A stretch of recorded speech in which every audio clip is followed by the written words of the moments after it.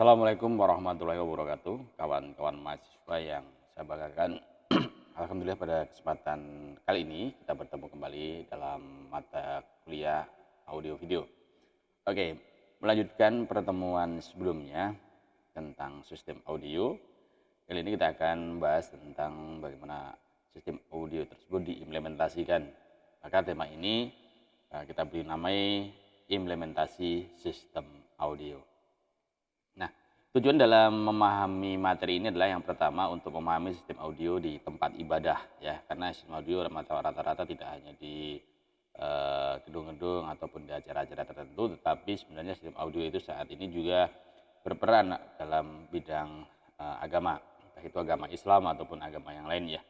Kemudian memahami teknik instalasi audio di tempat ibadah. Nah, pada kesempatan kali ini kita akan mempelajarinya sistem audio yang dimaksud adalah sistem audio di masjid ataupun musola.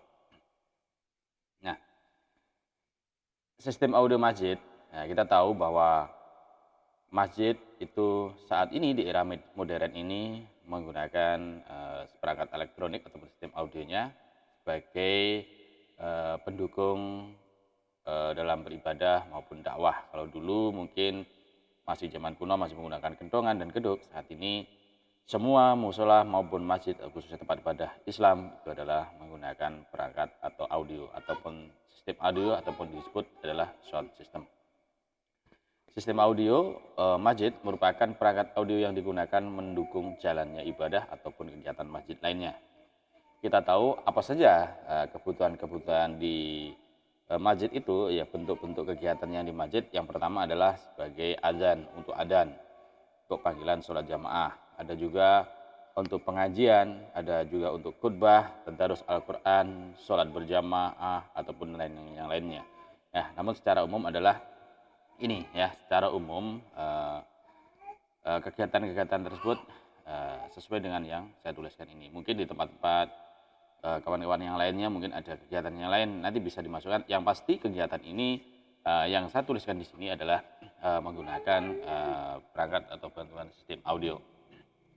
Nah, kemudian dari segala kegiatan-kegiatan tersebut memerlukan sebuah inputan ya, atau pendukung ya. Jadi inputan itu yang dimaksud adalah pengubah dari analog ya, menjadi listrik dan kemudian dikuatkan menjadi listrik yang dikuatkan, analog yang sudah dikuatkan. Ya, yakni di dalam masjid itu adalah yang kebutuhannya ada mikrofon untuk adzan, ada juga khutbah untuk mikrofon untuk khutbah, mikrofon untuk imam sholat berjamaah, mikrofon untuk ngaji Al-Quran, ada juga input MP3 ataupun MP4 dan lain sebagainya. Input dari sebuah rekaman itu ini adalah untuk reproduksi rekaman, atau disebut di sini adalah bisa saja sebagai contoh dari input MP3 untuk lantunan qiraah. Nah, selanjutnya ini macam-macam mikrofon yang digunakan oleh para ustadz ataupun siapa saja yang di situ berperan aktif dalam masjid. Itu salah satunya adalah mikrofon yang digunakan untuk azan, mikrofon yang digunakan untuk khutbah, ataupun juga mikrofon yang digunakan untuk pengajian. Selain itu juga digunakan adalah untuk sholat jamaah yang khusus untuk imam itu ya. Nah, mikrofon merupakan suatu alat untuk merubah getaran suara menjadi sinyal listrik ya, yang nantinya akan diolah oleh amplifier ya, dan dikuatkan dan dikeluarkan oleh horn ataupun speaker. Nah, pada masjid biasanya ada tiga jenis mikrofon. Yang pertama mikrofon dinamik seperti yang ini, keperluannya untuk azan ataupun untuk khutbah ya. Selain juga mikrofon kondensor, itu juga bisa digunakan untuk khutbah. Meskipun di khutbah itu menggunakan mic dinamik, ini pun juga bisa ya. Dan juga mikrofon kondensor jepit untuk imam ya, seperti ini ya. Mikrofon jepit ini ya, ataupun juga beberapa mikrofon seperti pada gambar sebelumnya itu bisa menggunakan mikrofon dinamik, tapi utamanya karena imam itu adalah membutuhkan suara yang sensitif, maka mikrofon yang sensitif itu bisa didapat dari mikrofon kondensor. Nah, kemudian setelah itu ada kebutuhan output pada masjid. Tentunya adalah untuk mengeraskan suaranya itu ya. Nah, dari keluaran dari suara-suara yang didapat oleh pemangku masjid itu tadi ya. Orang-orang yang melakukan kegiatan masjid misalnya adalah adzan. Adzan ditangkap oleh mikrofon, kemudian diterima oleh dikeraskan oleh ini. Namanya adalah loudspeaker tuannya ya.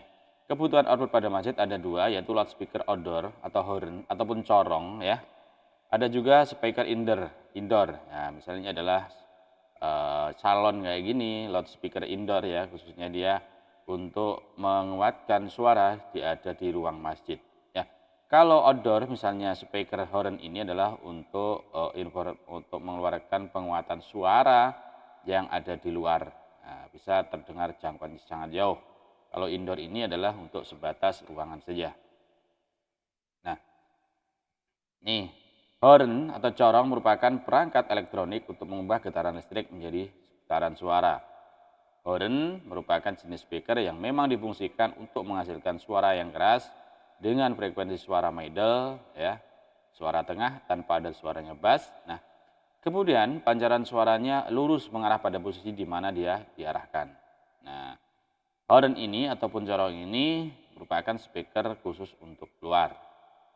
Nah, kemudian selanjutnya adalah speaker indoor ataupun speaker dalam. Nah, speaker dalam atau istilah orang awam adalah salon, ini merupakan sebuah speaker yang khusus dirancang untuk dalam ruangannya.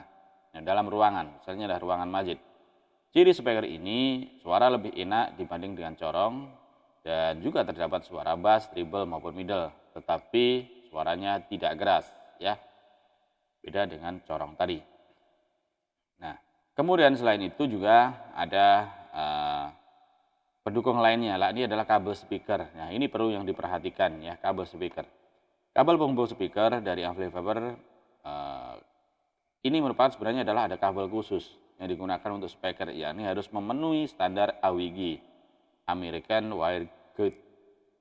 Nah, hal ini agar memiliki kapasitas yang baik untuk melewati sinyal audio pada amplifier. Nah, panjang kabel yang diperlukan kalau menurut AWG, kalau kurang dari 15 meter itu adalah AWG 16, lebih dari 15 meter adalah AWG 14. Ini adalah contohnya untuk speaker.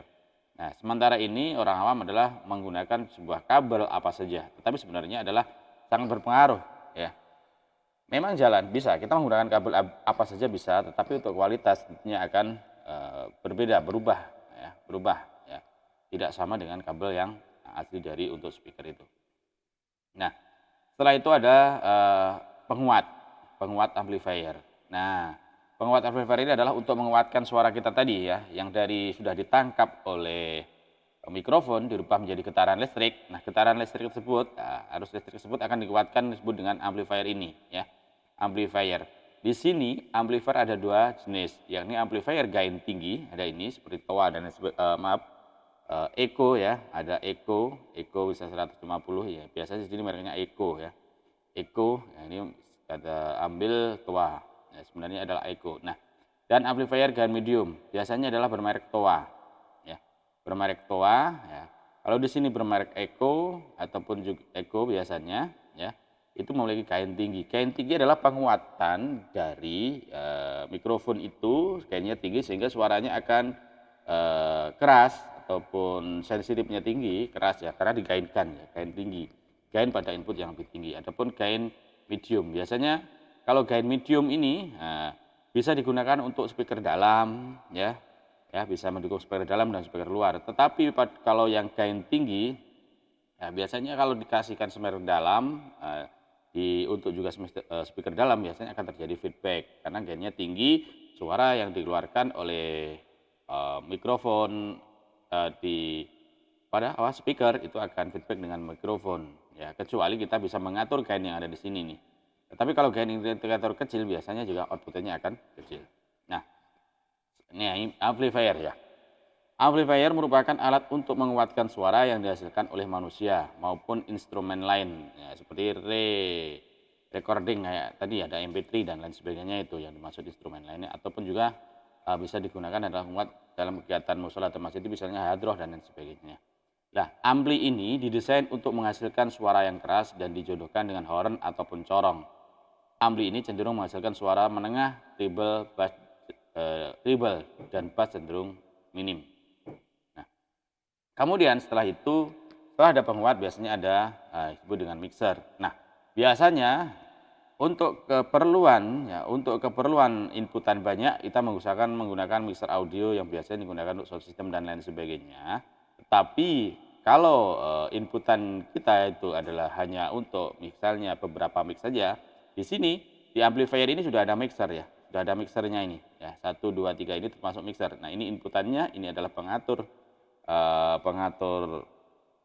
dari inputannya ya, pengatur volume inputannya. Kemudian di sini ada pengatur amplifier master ya, bass triple-nya ada di sini. Kalau ini ada termasuk apa? Termasuk dari kategori mixer juga ini.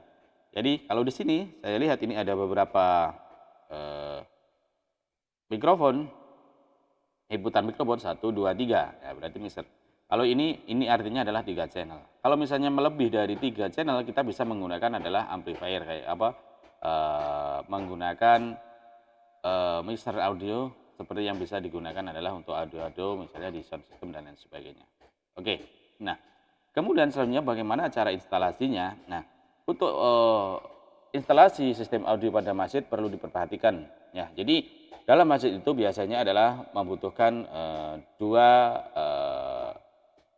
jenis keluaran ya. Biasanya kalau adzan itu yang dibutuhkan adalah karena adzan adalah panggilan untuk orang-orang yang jauh dari masjid dan sebagainya, maka di saat adzan itu adalah membutuhkan speaker luar ya, untuk membutuhkan speaker luar. Kemudian juga misalnya adalah pengerasan untuk sholat.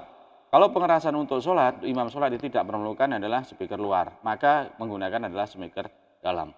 Nah, pada gambar ini dijelaskan di sini ada dua pengatur, yaitu adalah pengatur keluaran, ini adalah saklar. Nah, digunakan adalah untuk mematikan mana yang audio nanti bisa didengarkan. Kalau misalnya di saat adzan biasanya suara speaker luar itu dinyalakan, dalamnya tidak dinyalakan ya.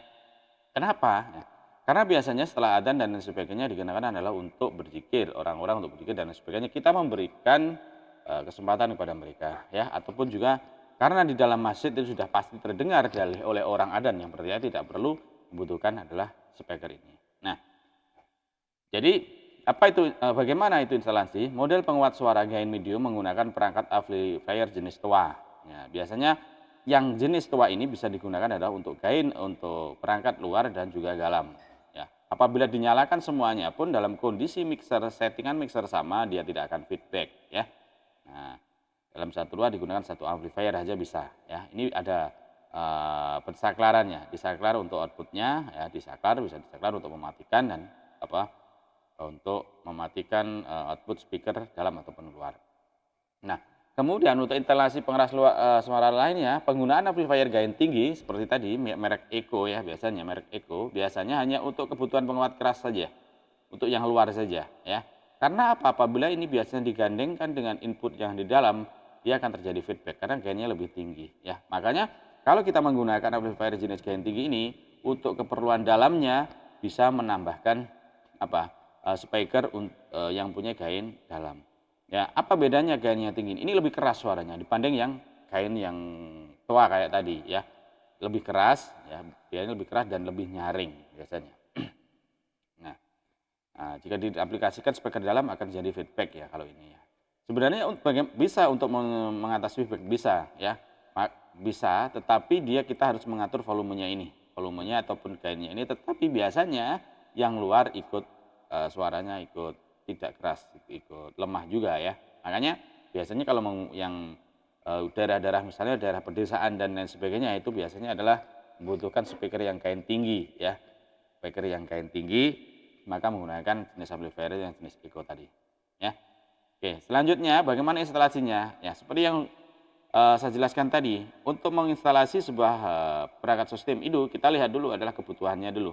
Pertama adalah kebutuhan outputan di dalam speaker dalam. Tujuannya adalah untuk misalnya adalah untuk pengajian, untuk baca Al-Quran dan sebagainya, ataupun juga untuk sholat dan sebagainya. Diperlukan adalah speaker yang dalam ini.